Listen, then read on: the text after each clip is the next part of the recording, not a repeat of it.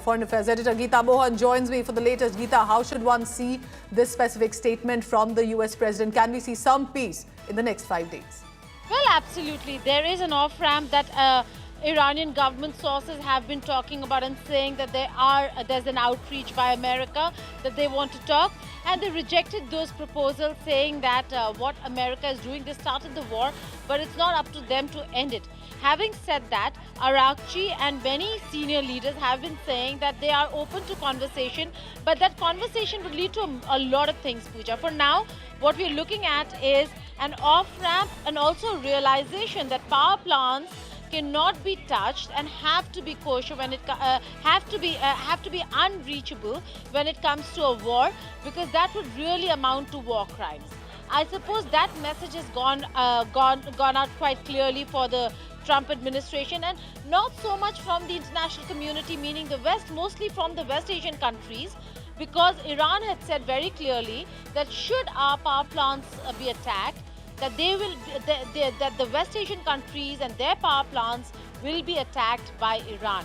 So that certainly was one of the reasons and key reasons why this rethink is what we are seeing within the Trump administration. But the talks are a very crucial one. We'll have to see whether if they're going to go to talks, will Tehran accept? Because this was the second time when during talks, America went ahead and attacked Iran. The first time around during the 12-day war, second time around this war, and now again, you're looking at conversation that America wants. Certainly an off-ramp, certainly one where this shutting down of the Strait of Hormuz is not just unacceptable or unsustainable. It is something that West Asian countries, which are allies and partners of America, would not accept. Geeta, also tell me this. The fact is that war has a cost. It's the cost financially with regard to the Strait of Hormuz. It, of course, has physical, human cost as well as much, and the defense cost. At this juncture, do you think it's possibly both sides realizing that, or it's just words right now being shared and they want to see which side budges first? I don't think it's just words, Pooja, and certainly the realization more so is from America's side, because this is not something that Iran started. In fact, if anything, Iran was warning against this catastrophe. If anything, the GCC countries, Arab world, warned America against going to war with Iran. They said they will not allow their soil to be used. Iran has very clearly said that most of the attacks that took place on Iran came from US bases, and therefore Iran went ahead and attacked UAE, Qatar, Bahrain, and many other GCC countries, and Saudi Arabia included. But the fact of the matter is that right now, what we are facing, this Strait of Hormuz, Pooja, might not be important for energy security for the United States of America, but for the rest of the world, absolutely the rest of the world, Strait of Hormuz is very important. And not having vessels be allowed to pass through the Hormuz is something that certainly has drawn the prices of energy up, drawn the dollar. Dollar is now at 94 when it comes to India. Bloodbath in the markets, stock markets, and should the Strait of Hormuz be open, should oil start flowing, Iran has already said that they do not have extra production for the oil to be provided to the world, which means, and all the production in other countries have stopped, which means it will take days for them to recalibrate, realign their machines and start production again. We are looking at and we are staring at an energy crisis irrespective of when the war stops now. Geeta, if I read the words carefully, or am I reading too much into it, when the US president says there will be no military strikes against Iranian power plants and energy infrastructure? Now, it sounds good. Whether this means that there will be no military strike at all, because does this mean there could be other locations that could still be on the target from USA and Israel? Well, what we should be looking at, Pooja, and we saw Gaurav and Sandeep analyze this very, very closely. We should get in Sandeep Unithan as well on this one bit. The amphibious crafts, the stealth crafts that are coming, even if the aircraft carrier is far away, we are looking at a project where they are looking at Karg Island.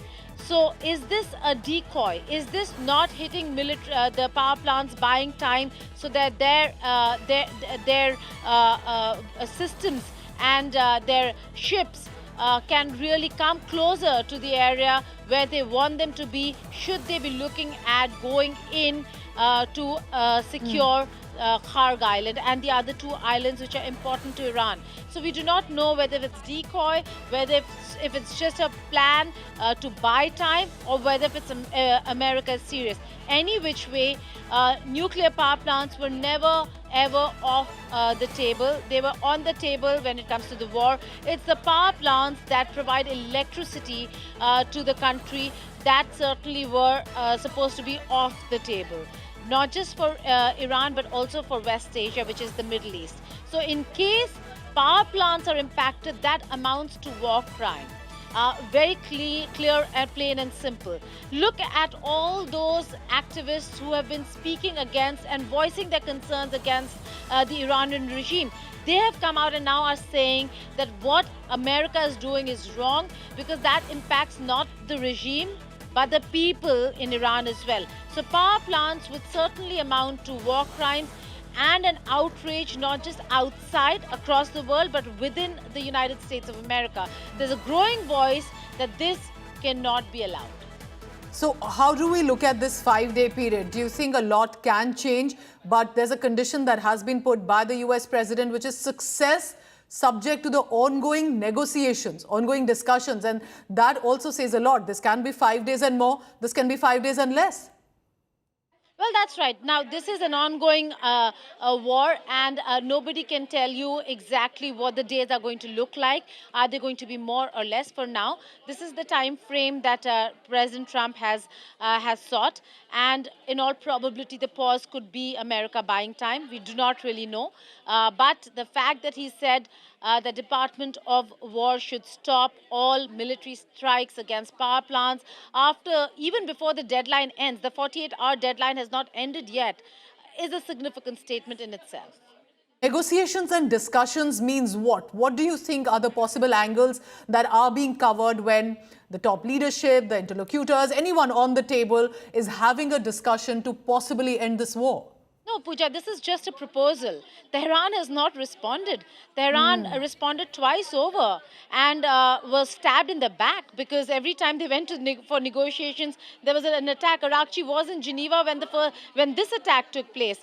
So this is a proposal by America. Ongoing talks is what they're saying. There are back-channel talks we know that had opened up between Tehran and Washington, but we do not know whether there's going to be formalization of talks that will start between US and Iran. And do not forget the Israel piece. Netanyahu has his own agenda, and he's driving that agenda irrespective of what America does or does not say. So this is Prime Minister. This is the President of the United States of America. Let's wait and see what the Prime Minister of Israel has to say.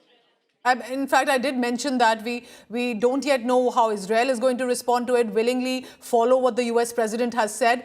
Also, tell me this about NATO, Geeta Mohan, because they have expressed complete support, as appears right now with the USA. Geeta, do you think that is a shot in the arm for Donald Trump at a point when he says, let's pause for 5 days? Pooja, you'll have to repeat yourself. So how do you look at the NATO reaction that has come in, their support to the United States of America? Because if a group of countries in the NATO are saying, we're with you, I think we need to go ahead with this, not war, so to say, but the conflict, and to end it in the manner it should. Does it mean it is validation for Donald Trump? But then he goes on to say, let's pause it for 5 days. So I'm trying to understand what exactly is going on in the mind of these world leaders. Well, President Trump has very clearly threatened NATO and NATO members that he will remember what they did not do, which is come to their rescue. Mark Rutte, NATO chief, has been very, very pro-Trump, and therefore his statements do not reflect what NATO member states are really going to do. Individually, most of the states have said they're not going to be a part of this entire war effort. some of them now are looking at sending their warships to secure or ensure safe passage through the Strait of Hormuz of vessels. But on the ground, we've not seen any movement.